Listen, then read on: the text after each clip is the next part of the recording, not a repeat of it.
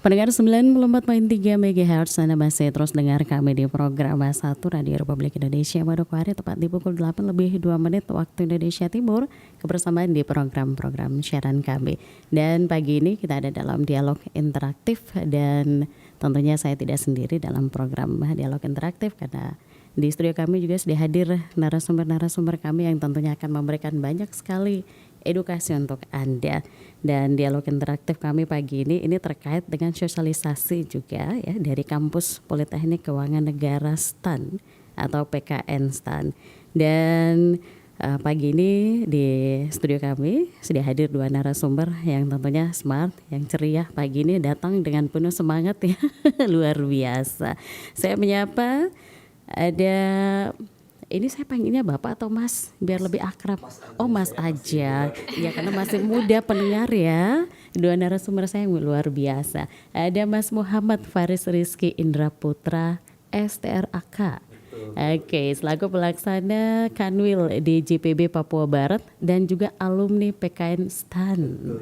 Oke, dan juga ada narasumber kami yang cantik luar biasa. Ada Mbak Alifa Jaski Dian Putri. Ya, Mbak Alifa ini adalah mahasiswa PKN STAN. Jadi kalau pagi ini nanti saya ngomong PKN STAN, nanti pendengarnya PKN STAN itu apa sih? Oh tunggu dulu, pastinya nanti kita akan bahas apa sih PKN STAN itu. Tapi yang pastinya kabar pagi ini luar biasa untuk Mas dan Mbaknya. Alhamdulillah. Alhamdulillah. Ya meskipun hari ini juga kita masih ada di puasa Ramadan ke-14 ya. Untuk yang menjalankan ibadah puasa. Oke, kayaknya tanpa berlama-lama lagi nih, pasti yang di rumah sudah penasaran. Nah pagi ini kita mau sosialisasi tentang PKN STAN. Saya langsung ke Kakak Faris ini. Apa itu PKN STAN? Ya, jadi sebelumnya izin memperkenalkan kampus kami begitu ya. Kampus kami ini adalah kampus kedinasan di bawah Kementerian Keuangan. Di bawah Kementerian Keuangan. Okay. Mungkin kalau dulu orang-orang lebih kenalnya STAN itu Sekolah Tinggi Akuntansi Negara gitu. Yep. Ya kalau misalnya sekarang namanya sudah berubah begitu ya Mbak Alifah, jadi Politeknik Keuangan Negara STAN. Negara STAN. Ya, dan juga mungkin kalau orang-orang biasa kenal ada IPDN itu di bawah Kemendagri, lalu ada STIS juga di bawah PPS, di Manokwari juga ada Pobangtan begitu kan di bawah Kementerian Pertanian. Nah kalau kita ini sama juga sekolah kedinasan tapi di bawah Kementerian Keuangan seperti itu. Oke. Ya ini STAN ini kan merupakan perguruan tinggi di lingkungan Kementerian Keuangan ya, seperti tadi Mas Faris bilang. Nah ini kemudian nanti mungkin juga pendengar kita atau masyarakat kita, apalagi kalau sekarang yang sudah punya putra putri yang sudah di kelas 12, pasti persiapan nanti selepas ini mau kuliah di mana. Ya kan itu menjadi pilihan-pilihan tersendiri juga untuk siswa yang siapa tahu lewat sosialisasi hari ini ada orang tua yang dengar atau mungkin juga para siswa, saya tertarik untuk nanti mau kuliah di STAN ya. Jadi banyak sekali edukasi. Nah ini seluruh biaya penyelenggaraan pendidikan STAN itu dibebankan kepada APBN atau? Iya betul, jadi dapat kami sampaikan bahwa kalau misalnya nanti teman-teman ini diterima begitu ya menjadi mahasiswa di PKN STAN, itu nanti seluruh biayanya itu dibebankan kepada negara itu, baik melalui APBN atau melalui APBD untuk kerjasama dengan pemerintah daerah seperti itu Bu. Oke. Nah kemudian Mbak Alifa ini selaku mahasiswa yang sekarang masih aktif ya di PKN STAN. Mungkin teman-teman di rumah ya ataupun juga para siswa kelas 12 yang sudah persiapan nanti mau kuliah pasti pengen tahu nih, kira-kira kalau saya mau masuk ke jalur PKN STAN itu bisa melalui apa aja sih? Oke, jadi PKN STAN sendiri itu membuka kesempatan ya bagi adik-adik yang saat ini baru lulus ataupun sudah dari 2023 ya, selama umur masih dalam batas umurnya. Nanti itu akan kita bahas di persyaratan lebih lanjut ya. Tapi ini terbuka untuk semua jenjang SMA dan setara, MA boleh, SMK boleh gitu. Jadi tidak hanya SMA atau dari jurusan tertentu saja, tapi PKN STAN membuka peluang untuk semua adik-adik dari SMA, SMK, MA ataupun sederajat. Kemudian untuk jalurnya sendiri itu ada 3. Yang pertama ada jalur reguler, Terus yang kedua ada jalur afirmasi kewilayahan. Saya sendiri juga berasal dari jalur afirmasi. Kemudian yang ketiga ada jalur pembibitan. Nah, masing-masingnya itu kalau untuk jalur reguler itu jalur penerimaan secara umum, secara nasional. Jadi untuk seluruh Iya, Indonesia. secara nasional yang tidak termasuk dalam daerah afirmasi seperti itu. Kemudian kalau yang kedua, afirmasi kewilayahan itu diutamakan untuk daerah yang 3T. Nah, saat ini sudah banyak sekali ya daerah afirmasi yang menjadi bagian dari jalur masuk PKN STAN Jalur ini masuk meliputi PKN, dari NTT, Maluku, Sulawesi, dan seluruh Papua seperti itu. Nah, yang terakhir ada jalur pembibitan. Kalau jalur pembibitan ini adalah kerjasama antara Pemda dan juga PKN STAN gitu. Jadi nanti dalam biaya pendidikannya itu akan dibagi dua antara APBN dan APBD seperti ya. itu. Tapi kalau untuk saat ini ya yang di Manokwari itu belum ada jalur pembibitan. Jadi Pemdanya belum menjalin kerjasama dengan kampus PKN STAN atau mungkin tahun ini akan dibuka. Nanti kita lihat untuk pengumuman tahun ini. Tapi yang ada saat ini adalah jalur reguler dan jalur afirmasi kewilayahan. Oke, jadi mungkin nanti pendengar di rumah ataupun juga para siswa yang calon yang nanti mau jadi calon mahasiswa mau kuliah di mana, mungkin ini menjadi edukasi untuk para siswa kita. Nah, kemudian Mbak Alifa sendiri selaku mahasiswa ini sudah semester berapa di PKN STAN ini? Kemarin baru menyelesaikan ujian akhir semester 3. Oh, berarti ini Sekarang sudah OTW semester 4. OTW semester 4 ya. Pasti ada pengalaman-pengalaman tersendiri ya di sana ya. Tapi mungkin juga teman-teman atau pendengar kita pengen tahu apa jurusan apa aja sih yang ada di PKN STAN ini. Oke, mungkin kalau orang-orang tua kita dulu taunya kan kalau dengar STAN itu identiknya sama orang pajak, orang bea cukai gitu ya. Yang lebih ditahu kan seperti itu. Seperti itu. Tapi sebetulnya PKN STAN sendiri menghasilkan banyak calon penggawa keuangan negara, tidak hanya dari orang pajak dan orang bea cukai seperti yang sering didengar gitu ya. Nah, terkenalnya itu kan ada yang D1 atau D3 zaman dulu itu. Tapi semenjak 2021, PKN STAN meniadakan jurusan D1 dan D3. Jadi semuanya sekarang D4 atau setara dengan S1. Setara nanti dengan gelarnya S1. adalah sarjana terapan seperti itu. Nah, untuk jurusannya sendiri ya ada 3 saat ini. Yang pertama ada akuntansi sektor publik, yang kedua ada manajemen keuangan negara, dan yang ketiga ada manajemen aset publik. Nah, masing-masing jurusan ini tentunya akan mempelajari hal spesifik yang berbeda nantinya saat sudah mengambil konsentrasi. Kalau yang akuntansi sektor publik itu nanti ambil konsentrasinya di semester 5. Semester 5 ya. Itu bisa memilih 3 konsentrasi ya. Yang pertama adalah audit keuangan, yang kedua pengawasan dan pemeriksaan keuangan negara, yang ketiga siswa atau sistem informasi. Nah, karena lulusan PKN STAN ini bisa ditempatkan di Kementerian Keuangan, Kementerian Lembaga, dan juga Pemda gitu ya. Tapi saya ambil contoh kalau misalnya nanti ditempatkan di Kemenkeu, untuk lulusan akuntansi sektor publik ini biasanya di BPK seperti itu ya Kak ya. Di Penempatannya di BPK. Iya, di Inspektorat luar Jenderal biasa bisa ya. seperti itu. HP juga bisa. Iya gitu. Jadi situs-situs yang berhubungan dengan pemeriksaan. Dengan pemeriksaan Inspektorat daerah pun juga bisa seperti itu untuk penempatannya. Iya, kalau yang akuntansi sektor publik konsentrasi audit begitu.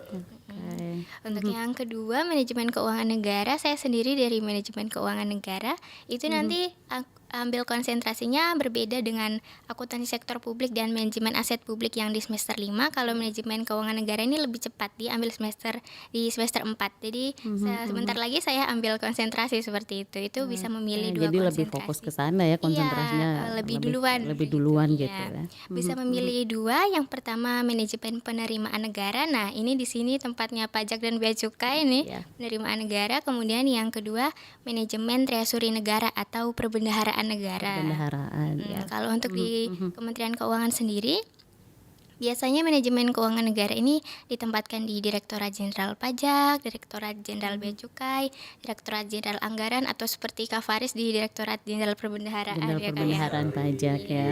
Oke. Jadi ini masing-masing prodi itu sudah lebih mempelajari hal-hal spesifik ya. Iya, tentunya.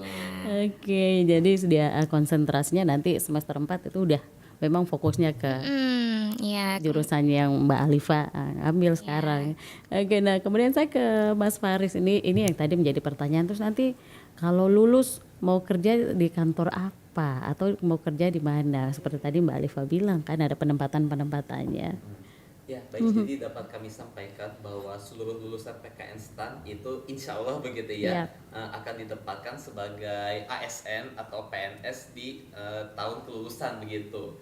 Katakan misal nanti kalau Mbak Alifah ini nanti lulus tahun berapa kira-kira? 2027. 2027. Ya paling cepat mungkin diangkat sebagai PNS di tahun 2028 misalkan seperti itu. Nanti untuk penempatannya itu ya beragam begitu ya. Nanti bisa ada pemilihan kementerian atau mungkin ada pemilihan lembaga atau Pemda sesuai dengan pada saat itu siapa nih alokasi yang membuka. Misal katakan kalau nanti di 2008 itu Pemprov Papua Barat itu membuka alokasi, misalnya mau menerima nih lulusan STAN, nanti Mbak Alifah bisa memilih seperti itu, tergantung pada saat tahun itu pilihannya apa. Dan alokasinya yang diminta alokasinya apa, karena kan menyesuaikan juga mungkin kalau Mbak Alifah dari manajemen keuangan negara ya tadi tusi-tusi terkait perbendaraan apa nih yang bisa masuk ke Pemprov, mungkin masuknya ke BPKAD seperti itu kan, atau mungkin masuk ke kantor-kantor dinas pada umumnya juga bisa, karena pada dasarnya setiap kantor dinas itu kan memiliki bagian keuangan begitu ya, minimal pasti butuh lah untuk yang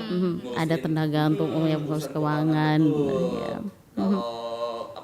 Kalau dulu mungkin orang-orang taunya kalau lulusan STAN itu pasti masuknya ke Kemenkyu begitu. Nah, sekarang ini makin luas gitu. Balik lagi ke tadi yang disampaikan Mbak Alifah, karena kita membuka seluas-luasnya agar pemerintah ini tuh bisa memiliki kualitas keuangan negara yang optimal. Akhirnya di situ dibukalah siapa nih kementerian-kementerian yang butuh lulusan kami begitu kan. Kami sebar, akhirnya ada yang masuk ke Polri, TNI pun juga ada yang masuk ke Kementerian Pertahanan, lalu juga ada ke kementerian-kementerian lainnya lah gitu, banyak sekali. Teman saya pun di sini juga ada beberapa lulusan STAN itu, ada yang masuk ke BPS provinsi, ada BPS Kabupaten Manokwari, ada yang di BPKP, BPK dan instansi-instansi lainnya. Jadi menyebar se-Indonesia. Kita membuka kesempatannya ini siap ditempatkan di mana saja di seluruh Indonesia. Di seluruh Indonesia. Gitu. Karena kita waktu mau masuk itu tanda tangan kontrak itu, siap ditempatkan di mana saja. Jadi bersedia mau ditugaskan sampai daerah terpencil pun harus siap ya. Ini Kak Faris ini dari sampai di sini. Bisa sampai ke Manokwari, itu luar biasa. Oke, tentunya juga ada pengalaman-pengalaman tersendiri. Nah, kemudian ini fasilitas-fasilitas yang disediakan itu apa aja, Mas Faris? Ya, jadi untuk fasilitas sendiri ya, yang pertama tadi ya untuk biaya pendidikan, karena tadi di awal itu kami sampaikan ditanggung oleh APBN atau APBD, makanya seluruh mahasiswa itu tidak perlu lagi membayar biaya sepeser pun dari awal masuk diterima sebagai mahasiswa sampai nanti wisuda. Full untuk biaya pendidikan itu sudah ditanggung oleh negara. Betul. Itu hanya biaya pendidikan, tapi mungkin untuk biaya pribadi tanda kutip mungkin keperluan pribadi, hari-hari atau mungkin laptop seperti itu ya masih mandiri lah seperti itu. Kita di sini hanya menanggung biaya pendidikannya saja. Adapun untuk fasilitas sarpas yang ada di kampus sendiri itu ada asrama. Oke. Kalau saya dulu belum ngerasain asrama nih. Kalau Mbak Alifa? Angkatannya Mbak Alifa. Sudah merasakan di tempat asrama. Itu asrama sama seperti kedinasan lainnya lah gitu. Jadi selama beberapa tahun tertentu itu ditempatkan di asrama. Lalu juga ada gedung perkuliahan, perpustakaan, ada klinik kesehatan, lalu juga banyak akses ke digitalisasi seperti itu ya, disediakan kayak lab komputer, kemudian ada lab audit segala macam gitu. Karena kan relatif untuk lulusan STAN ini kebanyakan mungkin ya nanti akan bekerja di belakang meja lah seperti itu. Jadi tidak terlalu banyak unsur-unsur lapangan, tapi mungkin ketika nanti sudah diterima menjadi PNS di tempat membutuhkan kompetensi teknis seperti bea cukai. Misalkan bea cukai kan ada juga yang ditempatkan di kapal katakanlah gitu ya. Nanti itu ada pelatihan tersendiri ketika sudah masuk sebagai pegawai bea cukai. Itu jalurnya sendiri lagi diatur sama bea cukai gitu. Ada pelatihan lagi. Tapi sama perkuliahan relatif sama sih seperti kampus pada umumnya seperti itu. Oke, iya Mbak Alifa. Ini selain akademik ya, PKN STAN juga menyediakan fasilitas untuk mendukung minat dan bakat mahasiswa tentunya melalui berbagai kegiatan kemahasiswaan. Nah, saat ini apakah di PKN STAN ini sudah ada ya 58 organisasi kemahasiswaan ataupun juga bahasa Mbak Alifa sendiri sejauh ini selama berada di STAN? Ya, saya tergabung dalam organisasi mahasiswa teater Alir. Oh, mahasiswa teater. Iya. Berarti jago acting ya. Waduh. Berarti nggak salah juga tadi akhirnya jago acting ya. Jadi ada pilihan-pilihan Iya, tersendiri banyak gitu. sekali. Bahkan kadang yang adik-adik yang baru masuk gitu ya itu sampai bingung mau milih mau organisasi mana yang dimasukin karena saking banyaknya. Banyaknya. Dari sosial ada, kemudian dari keagamaan, setiap agama punya organisasinya Organisasi, masing-masing. yap. Kemudian segala macam olahraga dari bola tenis, bola pingpong, bola segala bola ada sampai berenang pun badminton ada semuanya gitu. Jadi bisa dipilih sesuai dengan minat dan bakatnya. Oke, jadi tidak hanya belajar ya, Iya. ada kegiatan eskul lainnya Refreshingnya gitu. melalui Refreshing. organisasi mahasiswa. Saya catur. Oh iya, gitu Kak? ya. Waduh. Catur juga megang di BEM juga seperti Woi. itu ya. Jadi ya banyak kesempatan bagi kita mahasiswa itu untuk tidak hanya belajar gitu. Karena kan taunya orang STAN wah ini Pasti anak-anak harus pintar, fokusnya Belajar terus gitu. Padahal tidak, kami juga diberikan kesempatan seluas-luasnya untuk mengikuti perlombaan. Juga banyak ya mahasiswa Iya, kita yang banyak. lomba di mana-mana itu, Banyak. khususnya mungkin lomba seputar perpajakan, keuangan negara itu Iya. kami sering berpartisipasi. Tapi lomba-lomba lainnya, lomba-lomba olahraga seperti itu kami juga banyak ikutan begitu. Oke, jadi pastinya para orang tua di rumah yang mungkin saat ini dengar kami yang punya siswa dan persiapan untuk nanti mau kuliah, wah ini jalur tepat ini untuk masuk di PKN Mantap STAN ya. ini. Jadi asramanya sudah ada, fasilitasnya lengkap, kemudian juga pilihan 58 organisasi kemahasiswaan untuk eskulnya ya, kayak tadi Mbak Alifa sama Mas Faris bilang bahwa ini menjadi pilihan tersendiri. Nah kemudian mungkin pendengar kita atau para orang tua di rumah pengen tahu gambaran untuk masuk ke STAN itu tesnya nanti seperti apa? Oke, jadi kalau mengikuti aturan dari 2021 ya, mulai dari 2021, itu PKN STAN mensyaratkan skor UTBK untuk syarat administrasinya. Tapi kemarin baru saja PKN STAN mengeluarkan FAQ tentang SPMB PKN STAN yang menyebutkan bahwa tahun ini PKN STAN sudah tidak lagi menjadikan skor UTBK untuk syarat administrasi, diganti dengan TPA dan TBI seperti tahun-tahun sebelumnya sebelum 2021 ya, seperti tahunnya Kak Faris juga pakai TPA TBI gitu. Jadi kembali lagi ke awal gitu. Sistem awal ya? Iya. Kemudian untuk tahapannya sendiri ada 5. Yang pertama itu seleksi administrasi. Ini seperti seleksi berkas pada umumnya ya. Jadi kayak ke kartu kelahiran, kemudian ke kartu keluarga, kemudian nilai rapot dan lain sebagainya. Kemudian yang kedua ada seleksi kompetensi dasar atau SKD itu nanti di BKN ya. Jadi itu seperti seleksi CPNS pada umumnya gitu, pakai CAT. Nah, yang ketiga, kalau sudah dinyatakan lulus SKD, akan masuk ke seleksi lanjutan 1. Itu terdiri dari TPA TBI dan juga psikotes. Psikotes ya. Kalau lolos, nanti masuk ke seleksi lanjutan 2 berupa tes kesehatan dan kebugaran. Ya, jadi kesehatan ini akan diperiksa ya dari ujung kaki sampai ujung kepala gitu istilahnya. Kemudian kebugarannya ini fisik pastinya ya. Akan diminta untuk lari 12 menit, kemudian push up, sit up, lalu lari angka 8 kalau zamannya saya 4 itu. Kemudian yang terakhir kalau sudah lolos yaitu wawancara. Itu tes terakhir setelah melalui tes yang panjang Tahapan tadi. tes yang panjang. Terakhir adalah wawancara. Itu dari panitia pusat yang akan mewawancarai seperti itu. Iya, kalau tadi kita ngomongnya TPA, TBI, pendengar kita pasti pengen tahu apa sih TPA, TBI itu ya Mas Faris ini. Oke, jadi mungkin izin menjelaskan gitu ya, karena kebetulan Mbak Alifa nih gak pernah dapat soal TPA TBI Iya, gitu. baginya Jadi UTBK. kalau nanti kita mau tadi dengar syaratnya tapi ada TPA, ada TBI, apa sih itu?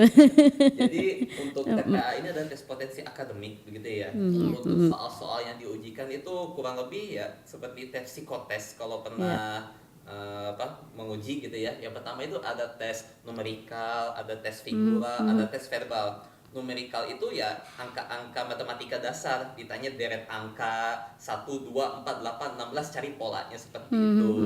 Kalau figura sejenis apa, kita menemukan pola gambar.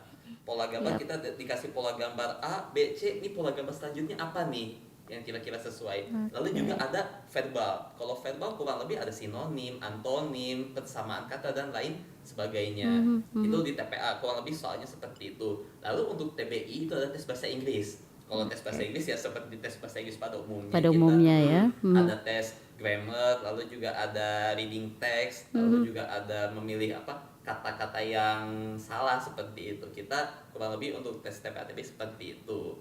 Dan relatif untuk soal-soalnya memang jarang dipelajari begitu ya, jarang dipelajari di sekolah pada umumnya. Tidak secara langsung Tidak secara diajarkan. langsung. Ya, ini lebih mengandalkan logika dari teman-teman sekalian. Adapun mungkin yang perlu menjadi penekanan adalah karena tadi sudah disampaikan ya, setiap calon mahasiswa Calon ini mahasiswa. SMA sederajat itu kan bisa mendaftar seluruhnya begitu. Iya. Nah, nanti ketika tes itu kita tidak melihat, oh ini pernah tes ekonomi, kita tidak ada tes ekonomi. Terus juga ada tes IPS segala macam, kita tidak ada gitu, karena semua diberikan kesempatan yang sama. Kesempatan yang sama, tesnya umum gitu Tesnya ya. umum, makanya kasih soalnya TPA TBI yang bisa diikuti oleh semua orang. Lalu nanti tadi sebelumnya kan udah diawali juga dengan tes SKD CPNS ya. Iya. Nah, kalau SKD CPNS sama lah seperti bapak ibu atau kakak-kakaknya mungkin yang ikut CPNS jalur Tes umum. CPNS jalur itu umum. soalnya sama persis seperti itu. Oke, ya jadi banyak sekali edukasi yang sudah kita berikan ya untuk pendengar kita. Tapi mungkin kalau yang di rumah ataupun di mana saja yang sedang mendengarkan kami ingin tanya-tanya lebih lanjut dengan dua narasumber kami, boleh bergabung dengan kami di 0823 1176 1145. Mungkin pengen tahu seperti apa atau yang penasaran untuk mau nanti lanjutkan ke PKN Stang ini ya. Oke, nah kemudian Mas Faris mungkin juga ada yang pengen tanya apa saja nih persyaratan awalnya. Meski mungkin tadi sudah kita sentil sedikit, tapi pasti kita kembali memberikan edukasi untuk pendengar kita. Apa sih persyaratan awalnya? Oke, nanti mungkin ini masih subject to change ya, karena bisa jadi aturannya ini berubah gitu. Karena sampai saat ini kita belum mendapatkan pengumuman resmi mengenai SPMB PKN Stang tahun 2025, karena biasanya disampaikan serentak dengan sekolah kedinasan lainnya seperti itu. Tapi mungkin kita bisa berkaca ke tahun lalu ya. Iya, Mbak. 2024. Oke, mungkin dari pengalaman tahun 2024 Iya, seperti apa? Kita lihat dari persyaratan di tahun sebelumnya itu, lulusan di tahun itu atau tahun sebelumnya minimal punya nilai ijazah itu ya minimal 70. Tidak kurang dari 70 dari skala 100. Atau mungkin kalau di tahun yang bersangkutan berarti kan belum punya ijazah ya, biasanya pakai nilai SKL, surat keterangan lulus kan dari rapor. Itu rata-ratanya sama, tidak Harus kurang dari 70. tidak boleh kurang dari 70. Tapi mungkin penekanannya nilai rapor ini tidak akan digunakan sebagai perhitungan gitu. Jadi hanya sebagai syarat administratif saja. Yang penting di atas 70. Kalau sudah di atas 70 itu bisa lanjut ke tahap selanjutnya. Ke tahap selanjutnya, ya, tadi ya. SKD, TPA, segala macam gitu. Tidak dihitung sebagai ini si anak ini nilainya 98, ini nilainya 71 misalkan. Itu nanti kita nggak menghitung itu, kita menghitungnya nanti di tes yang Di tes yang SKD. TPA ya. Lalu juga syarat-syarat lainnya untuk tinggi badan juga tidak diatur untuk saat ini. Untuk plus minus mata juga ya, plus minus silinder tidak diatur. Buta warna juga tidak diatur. Kebetulan saya terindikasi agak sedikit juga gitu. Alhamdulillah masih bisa lolos. Tetapi masih lolos ya. Namun mungkin ada persyaratan usia. Usia pada saat 1 Oktober ya. Kenapa patokan 1 Oktober itu tanggal pertama perkuliahan itu maksimal 22 tahun 0 bulan 0 hari. 0 hari. Kalau misalnya pada saat 1 Oktober itu usianya 22 bulan 22 tahun 0 bulan 1 hari, lebih 1 hari aja, itu tidak bisa mendaftar. Berarti sudah tidak bisa, itu pasti akan ditolak verifikasi datanya, validasi datanya. Berarti harus sebelum 1 hari ya.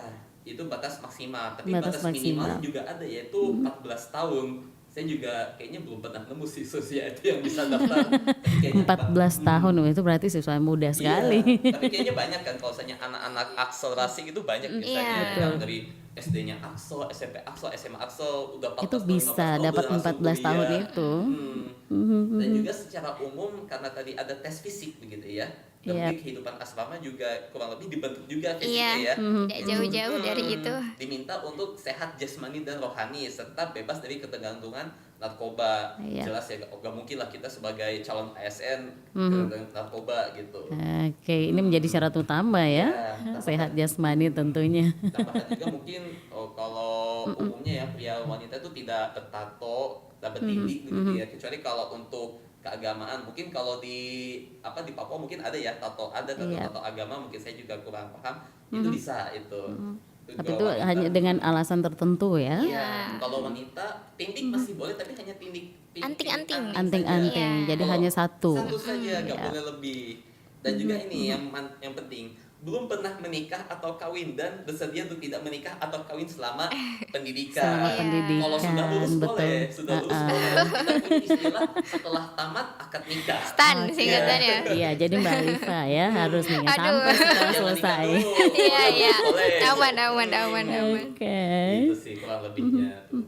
Oke, terus khusus untuk jalur afirmasi ini ke wilayahnya syaratnya seperti apa Oke. untuk yang afirmasi ini? Untuk afirmasi, nah ini khususnya untuk adik-adik yang calon pendaftar di Papua Barat, Papua Barat Daya dan sekitarnya begitu ya. Yap. Calon pendaftarnya itu lulus SD, SMP, dan SMA di kabupaten atau kota afirmasi. Gitu, karena kan mungkin SD, SMP, SMA-nya ya udah di Manokwari, Di itu Manokwari. bisa daftar sebagai peserta afirmasi. Afirmasi. Lalu juga memiliki orang tua, salah satu antara ayah kandung atau ibu kandung itu lahir di daerah afirmasi gitu. Jadi tidak harus, tanda kutip tidak harus OAP ya kalau Iya. untuk di PKN STAN sendiri, itu bisa dari yang lahir besar gitu. Katakan Mau mungkin lahir besar di Manokwari walaupun mungkin sukunya bukan asli dari Iya, Papua betul. gitu ya. katakan mungkin bapaknya orang Bintuni begitu ya, tapi ibunya orang Sunda begitu. Itu bisa mendaftar begitu. Kalau misalkan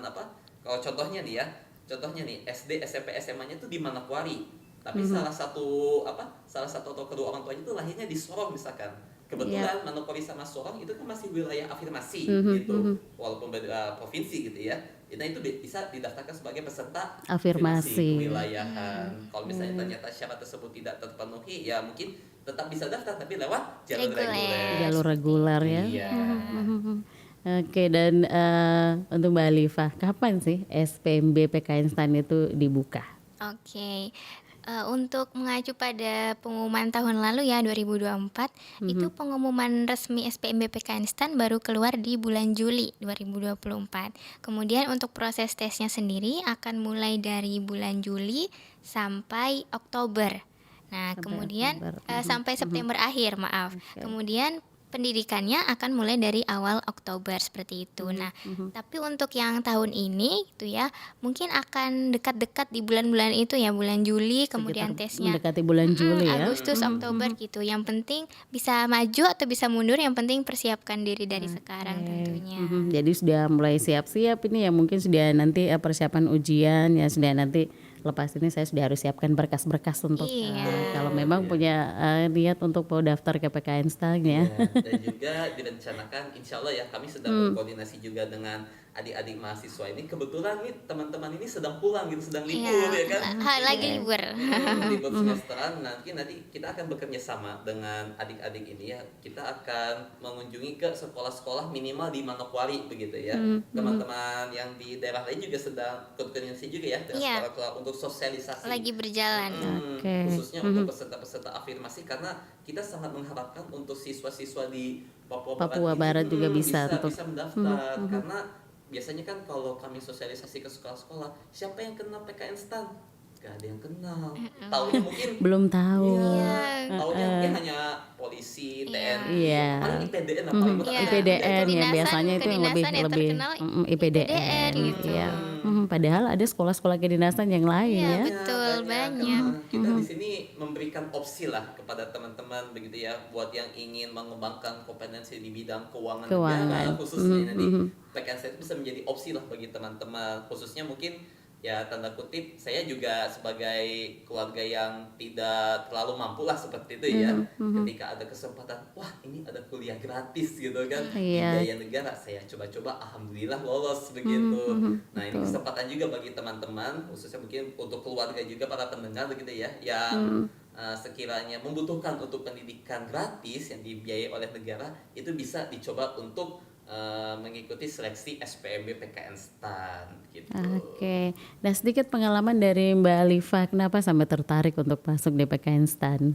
Oke, jadi awalnya itu dari orang tua ya yang Iya. mengarahkan. Jadi mungkin mereka sudah melihat potensi saya dari SMP lebih suka ke arah hitungan seperti itu ya. Jadi dari SMP diarahkan nanti masuk kedinasan aja gitu. Tapi tidak secara spesifik untuk harus STAN gitu. Tapi antara STIS atau STAN karena kan yang sesuai dengan passion saya pada saat itu ya. Iya. Kemudian SMA cari tahu sendiri kedinasan apa ya masuk di mana ya bingung kan apalagi kelas 12 itu galau-galaunya Itu pasti ya. sudah pada mikir, aduh saya nanti kalau lulus SMA saya mau kuliah di mana? Iya gitu ya ini kedinasan ini menjadi salah satu opsi akhirnya saya daftar di PKN STAN seperti itu.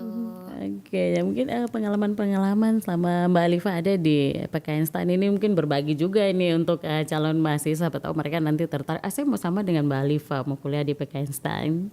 Oke, jadi untuk teman-teman jangan takut ya untuk mencoba gitu. Mungkin kalau dengar PKN STAN itu udah ngeri duluan gitu kadang ya. Jadi jangan takut karena tidak semengerikan itu sebetulnya dicoba saja karena di sana pun betul-betul kita bisa mengenal teman-teman dari daerah lain gitu kalau bisa dibilang Indonesia mini. Jadi temannya dari Sabang sampai Semuanya dari Merauke Sabang semuanya sampai Merauke ada. ada di Iya dan sana. alhamdulillahnya pun lingkungannya betul-betul yang suportif ya, teman-temannya juga berkualitas dan kalau misalnya kita tidak bisa di sana itu ada yang namanya tentir. Jadi akan diajari sampai bisa itu oleh bisa teman sebaya yang ahli dalam yang bidangnya atau bisa juga sama cutting sama dosen seperti itu. Jadi kalau secara akademik tidak usah khawatir karena teman-temannya juga pasti sangat membantu kayak gitu. Oke, kalau Mbak Alifa sendiri asalnya dari daerah mana? Nah ya ini ya mungkin tadi saya bilang saya afirmasi tapi Afirmasi. terlihat tidak seperti orang Iya. afirmasi gitu ya. Jadi orang tua saya ini keduanya adalah asli Jawa ya, tapi saya sekolahnya lahir dan sekolah di Manokwari. Di Manokwari. SD, SMP, SMA ijazah saya di Manokwari. Nah, itu kan salah satu syarat untuk afirmasi ya. Kemudian mama saya itu lahir di Manokwari. Jadi salah satu atau kedua orang tua lahir di daerah afirmasi. Jadi mama saya lahir di Manokwari. Kalau ayah saya lahirnya di Jawa. Untungnya mama saya lahir di sini gitu. Jadi saya bisa Jadi ikut sudah, afirmasi. kalau biasanya Iya. kita bilang labe, lahir besar di Manokwari. Iya, seperti itu.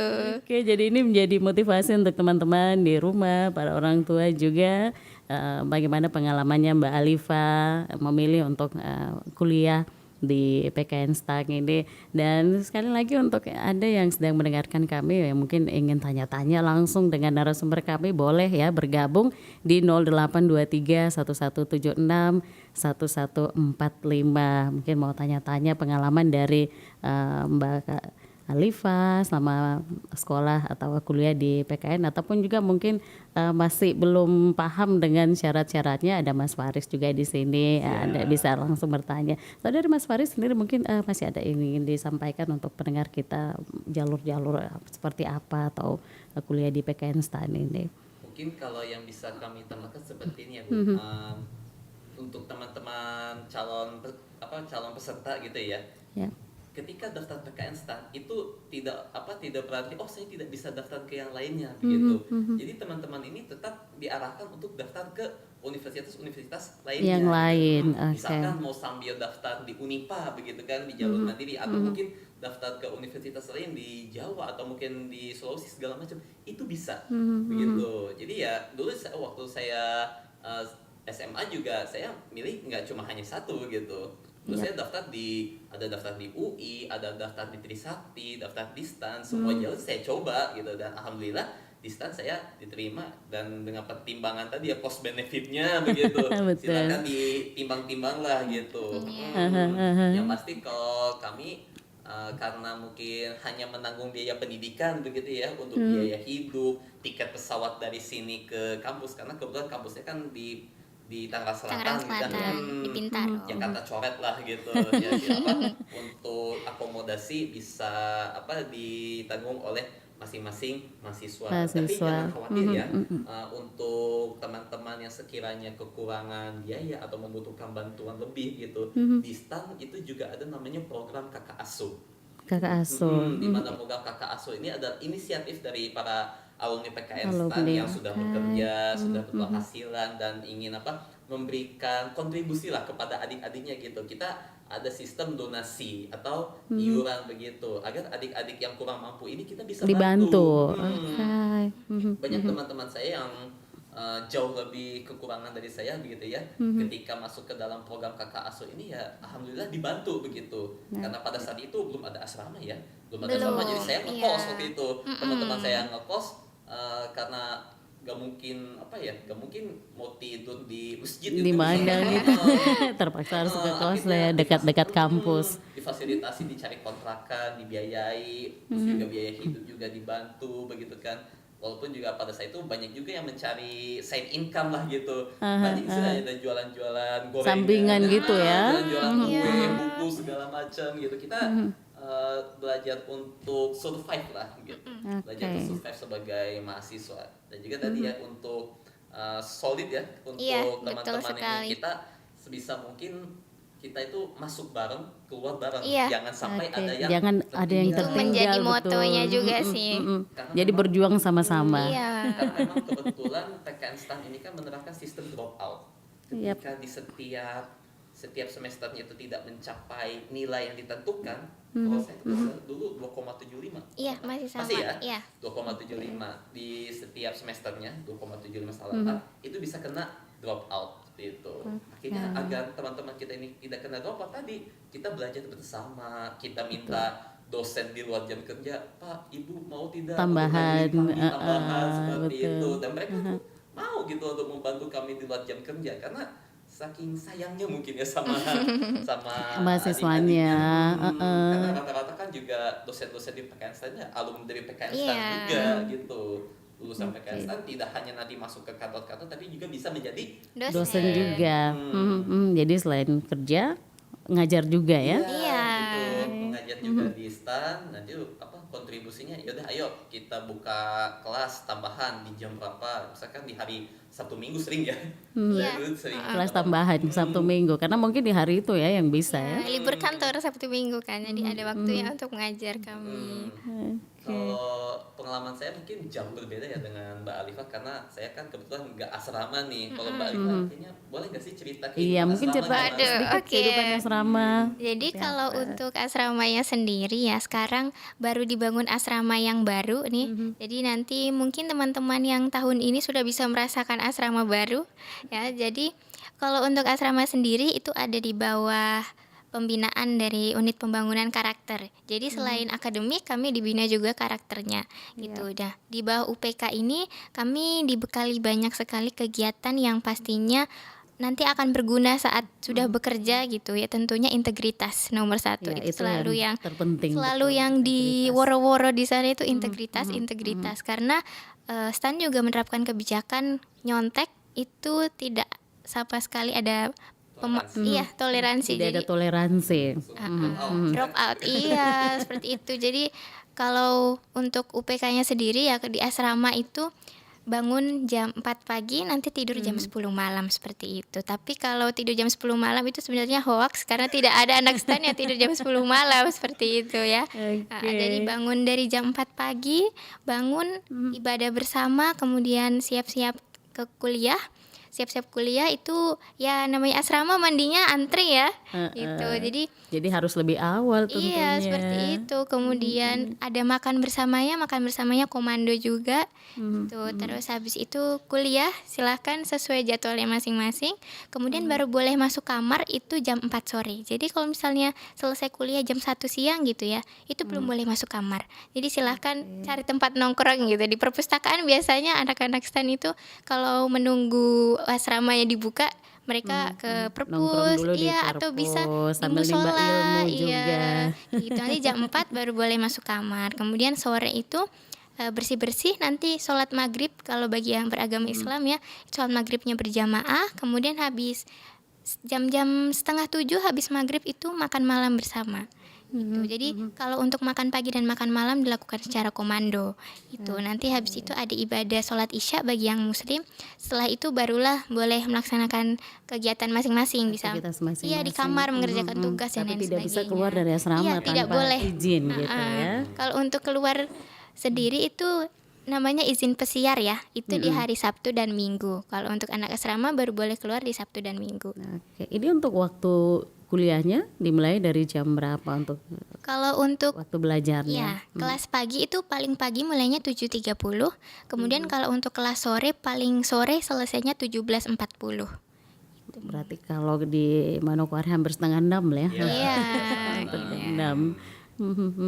Oke, ini pengalaman-pengalaman dari Mbak Alifa yang tentunya juga berbagi dengan kita hari ini, dan juga dari Mas Faris, atau mungkin masih ada yang ingin diceritakan atau mungkin dibagikan, mungkin kita lebih share bagaimana pengalaman untuk kuliah di STAN, sehingga nanti yang dengar kita juga punya motivasi, ini jadi motivasi kita untuk kuliah di STAN. Iya, jadi mungkin saya sedikit belok dulu ya, mohon izin. Iya. Mungkin seperti ada pendengar-pendengar dari kantor pemerintahan begitu ya. Karena kan yang benar tidak hanya calon-calon mahasiswa nih, mungkin banyak dari kantor-kantor di dinas atau kantor kementerian gitu yang dengar pada pagi hari ini. Kami di PKN STAN itu selaku Satker BLU, Badan Layanan Umum, itu menyediakan layanan-layanan untuk menunjang kapabilitas keuangan negara para pegawai PNS gitu. Artinya ya kalau misalkan katakan nih dari RRI, di bagian keuangannya RRI itu butuh pelatihan seputar keuangan negara, itu bisa minta untuk bintek di PKN STAN. Di PKN STAN, Bisa, karena kita memberikan pelatihan keuangan negara itu dia hanya ke mahasiswa, tapi juga ke pegawai-pegawai yang sudah PNS gitu. ya. Jadi mekanismenya bisa datang secara onsite atau mungkin secara daring begitu ya. Mungkin di saat-saat ini ya apalagi kalau di Manokwari gitu, mungkin kalau jauh kita bisa fasilitasi secara daring Iya. lewat online. Lalu juga kalau misalkan teman-teman mahasiswa teman-teman sekolah begitu ya, dari SMA ini perlu nih didatangin sama PKN STAN, diminta sosialisasi lah. Sosialisasi ya. Kalau kami di Jawa misalkan sekolah saya tuh minta ada Karin Day. Karin Day itu satu hari di mana univ-univ itu pada sosialisasi gitu. Nah kita pengen ngundang PKN STAN untuk ikut sosialisasi juga, itu juga bisa. Itu juga bisa untuk ikut partisipasi, karena kita juga mau mengenalkan kalau misalkan ada loh kampus yang namanya PKN STAN, kampus betul. Kementerian Keuangan gitu. Kalau misalkan nunggu Mbak Alifah dan teman-temannya pulang kan ya susah juga gitu kan. Jauh kalau misalnya ke Manokwari. Kalau misalkan bulan-bulan teman-teman ini lagi kuliah, bisa nanti yang ditugaskan itu para pegawai gitu. Kita sosialisasi. Di tahun lalu di 2024 itu di Manokwari sempat kedatangan oleh wakil direktur PKN STAN, itu sosialisasi langsung di kantor kami, di kantor Gedung Keuangan Negara di Manokwari. Ya, saking kita tuh ingin menjaring seluas-luasnya peserta afirmasi. Kami juga bekerja sama dengan rekan-rekan di BP3 OKP, BP3 OKP atau BPP ya, Badan Pengarah BPP, Papua, ya. melalui Pokja Papua Cerdas. Gitu. Kami menyebarkan informasi seluas-luasnya, khususnya mengenai pendidikan afirmasi ini kepada rekan-rekan yang mungkin tidak terjangkau. Kalau di Manokwari relatif masih bisa terjangkau gitu ya oleh kami atau mungkin oleh teman-teman mahasiswa. Ya. Tapi kalau yang di daerah-daerah terpencil, Wondama, Bintuni itu relatif agak susah begitu ya. Kalau nggak salah ada juga ya. Tapi ada tim yang mungkin sampai ke sana. Ada, itu bisa. Kalau misalnya memang kami rasa itu perlu untuk diasistensi begitu, kami bisa untuk menugaskan sesuai dengan arahan pimpinan seperti itu. Kalau nggak salah teman yang paling jauh ada dari Mansur juga ada ya? Iya, dari Ransiki ada, dari Bintuni ada, Fak-Fak juga ada. Jadi dengan kami bekerja sama dengan para Pemda gitu ya, melalui dinas pendidikan juga, alhamdulillah kita tidak hanya menyasar teman-teman yang ada di Manokwari atau di Sorong begitu, di kota-kota yang kurang terjangkau itu alhamdulillah juga banyak yang tembus. Selama ini kan kendalanya, kami tidak pernah mendengar, tidak pernah ada sosialisasi. Sosialisasinya di mana, mau dengar dari mana, mau tahu PKN STAN ini dari mana. Oleh karena itu kami mengucapkan terima kasih sekali kepada RRI Manokwari telah memfasilitasi kami begitu untuk menyebarkan informasi khususnya pendidikan afirmasi di PKN Di PKN stand. Stan, oke. Jadi pagi ini juga lewat program sosialisasi ini tentunya masyarakat kita karena jangkauan RRI juga sampai ke daerah-daerah terpencil. Jadi mudah-mudahan mereka di sana juga mendengar informasinya dan mungkin juga ada anak-anak mereka yang mungkin nanti bisa didorong untuk sekolah di sana boleh nanti ya. Betul. Nanti mungkin untuk informasi lebih lanjut ya, umumnya sih tinggal dibuka di Google ya. Kalau misalnya Iya. silahkan dibuka di internet, Google saja PKN Stan itu. Nah, itu segala informasi seputar PKN Stan bisa dibuka di situ. Tapi mungkin ya bisa dibuka untuk informasi dari akun sosial media Akun resmi ya. sosial. Instagram itu di @pknstan, kemudian juga di akun Twitter atau X, mungkin kalau teman-teman yang generasi muda lebih kenal lah nih. Bisa juga di @pknstan.id atau di website resmi kita di www.pknstan.ac.id. Segala Oke, informasi segala terkait, informasi ada di situ ya. termasuk untuk pembukaan penerimaan SPM itu nanti juga akan kami sampaikan di Lewat linknya ya gitu. betul, nanti akan kami sampaikan. Nanti juga teman-teman mahasiswa ini juga yang punya channel-channel begitu ya. Iya. Nanti akan ngikut nyebarin juga gitu ya. Iya. Minimal kan Mbak Alifah alumni dari SMA mana? SMA Negeri 1 Manokwari. SMA Negeri Manokwari. 1. Nanti Ini disebarin alumni ke gurunya. Semansa ya. Iya, betul sekali. Nanti disebarin ke guru-gurunya, disebarin ke adik Ya kelasnya. adik-adiknya ya, apalagi yang sudah persiapan kelas 12 sekarang sudah persiapan ujian ya. Ini tugasnya Mbak Liva ini karena sudah pulang kembali ke Manokwari. Siap. Jadi tanggung jawabnya Mbak Liva juga untuk share ke adik-adik ya.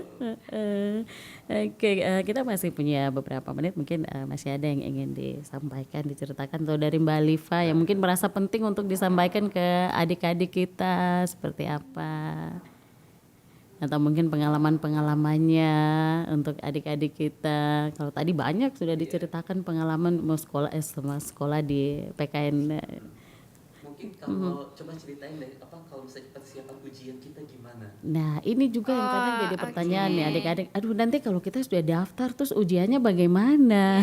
Ujian di PKN Stan itu Iya. UTS dan UAS ya, itu betul-betul kalau dibilang kita sudah takut duluan 1 bulan sebelumnya gitu. Aduh sudah mau UTS, sudah mau UAS gitu ya. Kalau caranya itu seperti masih tradisional ya. Jadi kita masih menulis di kertas untuk jawabannya. Jadi kita duduk di kursi panas ya.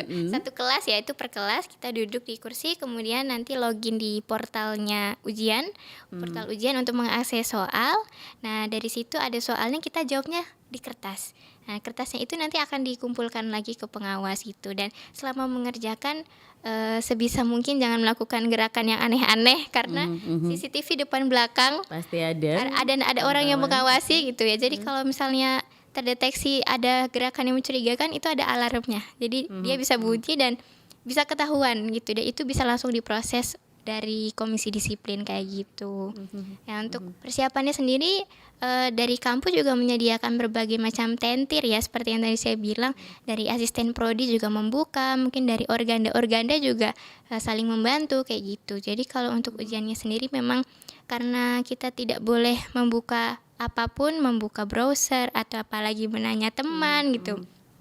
Itu memang karena ada pressure untuk kita harus bisa kerjakan ini sendiri dan gitu. tidak ada pertolongan dari orang lain Dari gitu. Jadi apapun juga. iya, jadi malam-malamnya itu ya banyak juga yang nggak tidur ya demi Harus bisa menulis belajar. jawaban.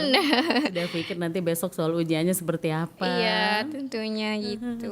Jadi ini pengalaman-pengalaman dari Mbak Liva ini ya, tapi pastinya orang tua dan adik-adik yang mungkin saat ini juga dengarkan program Syara ini jangan takut, itu Iya. intinya. Dicoba dulu Jangan gitu. takut. Dicoba dulu, jangan dengar sosialisasi pagi ini. Aduh ternyata syarat masuk ke sana seperti ini, nggak boleh. ujiannya susah Iya, ujiannya susah. Tidak seperti itu sebenarnya ya. Iya. Sebenarnya ini Bu yang mau kami tekankan ya. Kalau tadi kan nyontek DO begitu ya. Kemudian juga nggak boleh buka catatan, nggak boleh buka segala macam. Karena kami ini ingin mengajarkan kepada mahasiswa-mahasiswa kami untuk menjadi mahasiswa yang berintegritas seperti Yap. itu. Karena kebetulan kami punya nilai-nilai Kementerian Keuangan itu ada 5, ada integritas, profesionalisme, sinergi, pelayanan, dan kesempurnaan. Kelima nilai PNS ini kami sudah turunkan sejak ini ke Betul. teman-teman mahasiswa, khususnya nilai pertama yaitu integritas. Integritas. Karena istilahnya kan nanti teman-teman kayak Mbak Alifa ini kan bakal jadi pengelola keuangan negara gitu ya. Janganlah kita dari kuliah itu udah dibiasakan untuk curi-curi begitu atau curang gitu kan, nanti takutnya ke bawah sampai dunia Iya. Ke bawah, kerja. Pegang uang negara ya gimana? Uang lah bagaimana begitu kan, itu kan ngeri Ini juga. yang Iya. paling ngeri sekarang, apalagi dengan kalau kita lihat di media-media banyak kasus-kasus korupsi ya. Iya. Jangan ya. Jadi mulai sekarang tuh harus belajar Iya. untuk tidak sampai ke sana gitu ya. Jadi mungkin untuk teman-teman calon mahasiswa mungkin kalian dengar ya, kalau lulusan SMP atau SMA yang di sekolahnya masih suka nyontek begitu lah, yang kalau lagi ada ujian masih suka nengok ini apa soal jawabannya apa gitu kan, karena masih suka kebiasaan gitu kan. kebiasaan. Jadi mulai dibiasakan dari sekarang untuk mengurangi lah kebiasaan tersebut, karena ketika nanti sebenarnya sih tidak hanya di PKN STAN ya, umumnya di Umumnya. perguruan tinggi ya kita diajarkan untuk bekerja secara sendiri, Survive sendiri, iya. Kalau kerja kelompok ya terserah, itu kan namanya kerja kelompok. Tapi kalau ujian itu memang harus dikerjakan sendiri Per itu, orang. Jadi harus sendiri-sendiri. iya. Dan juga kalau misalkan ada ujian-ujian yang sekiranya itu bisa buka akses ke internet gitu kan, kalau sekarang teman-teman ini kenal sama pakai AI gitu ya, pakai ChatGPT ChatGPT. gitu. Yang cepet ya. Lebih Iya. cepat, lebih mudah, semua jawaban ada. Jadi soal Nggak apa, susah. apa rumus dari bla bla bla bla, buka ChatGPT gitu, itu bisa ketahuan Iya. ya, bisa ketahuan juga. Jadi kita tetap untuk mengandalkan kemampuan diri sendiri gitu. Sekalipun dengan fasilitas teknologi yang tersedia begitu ya, ada difasilitasi laptop, internet, wifi segala macam gitu, tapi tetap kita harus memanfaatkan teknologi itu secara bijak, Iya. khususnya dalam kegiatan pembelajaran gitu. Karena balik lagi ke tadi, kita mengharapkan teman-teman seperti Mbak Alifa ini bisa jadi lulusan pengelola keuangan negara yang berintegritas. Iya. Gitu. Yang terpenting adalah integritas. Integritas. Itu Iya, intinya. betul. Harga Oke, mati. harga mati. Nomor 1. Oke, tanpa terasa kita sudah hampir di penghujung kebersamaan. Mungkin ada pesan-pesan yang ingin disampaikan untuk para pendengar kita, masyarakat kita. Mungkin dari Mbak Alifa dulu. Oke, untuk adik-adik, saya pastinya pernah melewati masa-masa SMA ya, masa-masa penentuan masa depan gitu. Ini ke kanan, ke kiri mau kemana, bingung kan. Ini PKN STAN ini menjadi salah satu opsi sekolah kedinasan yang sangat-sangat berpotensi ya Kak Faris ya, terjamin seperti itu. Kuliahnya dari awal sampai akhir tidak bayar gitu. Kalau misalnya perguruan-perguruan tinggi pada umumnya kan ada UKT, ada SPP, ada uang masuk, ada uang buku, ada apa segala macam. Di PKN STAN sama sekali saya sampai hari ini saya tidak membayar biaya kuliah apapun selain untuk sehari-hari ya, untuk makan apa itu ditanggung sendiri. Tapi kalau untuk biaya sekolah saya tidak membayar apapun dan sampai wisuda akan seperti itu, kayak gitu. Dan untuk teman-teman adik-adik jangan takut, pastinya kita mencoba dulu ya. Kalau saya tuh sering dapat pertanyaan ya, Iya. Kak, masuk STAN tuh susah nggak sih gitu.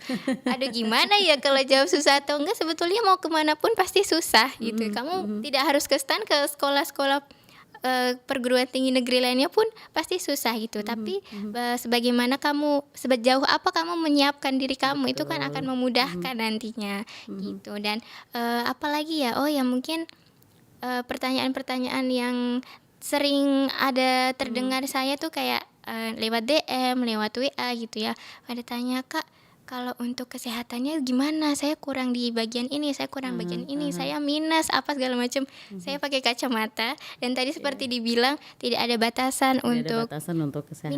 untuk maksimal atau minimal minus, kemudian plus atau silinder itu tidak ada. Jadi tapi kalau saran dari saya, kalau misalnya kamu tahu kamu punya kekurangan di satu aspek itu ya, mungkin kamu punya matanya minus, atau kamu punya varises mungkin, atau kamu punya penyakit bawaan lain ya, dioptimalkan di sisi lainnya. Jadi kalau saya saya tahu mata saya minus, jadi saya optimalkan di aspek-aspek kesehatan lain sebisa mungkin tidak ada yang kurang. Itu jadi tidak akan mengurangi terlalu banyak poin saya nantinya ya. Oke, yang Makanya terpenting adalah mencoba dulu. iya, mencoba dulu dan dipersiapkan gitu dari segi kesehatan, Oke, kebugaran. baik. Mungkin sudah bisa coba untuk lari-lari dari sekarang gitu, dan pastinya akademiknya juga dipersiapkan seperti Oke. itu. Terakhir dari Mas Haris. Oke, kalau dari saya mungkin karena lulusan PKN STAN ini akan ditempatkan di seluruh kementerian, lembaga, dan pemerintah daerah di seluruh Indonesia gitu ya. Jadi harap dipersiapkan seperti itu. Contoh saya